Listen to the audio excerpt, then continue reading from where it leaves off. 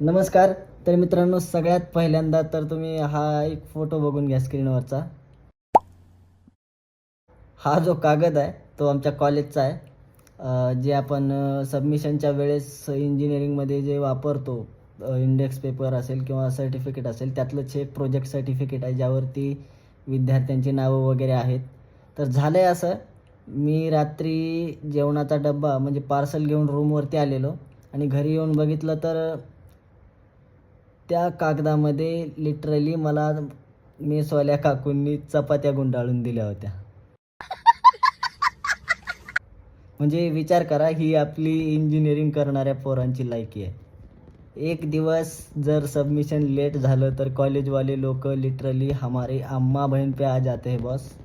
आणि नंतर त्याच कागदात आम्हाला चपात्या गुंडाळून दिल्या जातात. 4 वर्षानंतर घासून घासून डिग्री कंप्लीट झाल्यानंतर जेव्हा आम्ही हिशोब लावतो ना किती खर्च झाला आहे काय, तर बाकीच्या खर्चापेक्षा आम्हाला तर वाटतं भाई जेवढी कॉलेजची फी नसेल तेवढा तर खर्च आमचा झेरॉक्सलाच झालेला असतो आणि त्यातलासुद्धा कागद ते वाया जाऊ देत नाहीत कॉलेजवाले. कॉलेजचं सोडा, जाऊ द्या, कॉलेजबद्दल तर मला काय बोलायचं नाही.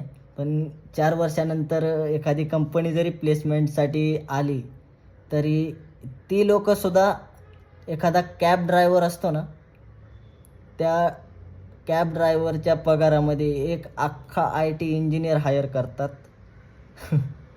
आणि आमचे आईबाप छातीत ताणून अख्ख्या गल्लीला सांगतात की बाबा आमचा पिंट्या पुण्यात राहतोय, आय टी इंजिनियर आहे, प्रोफेसर आहे.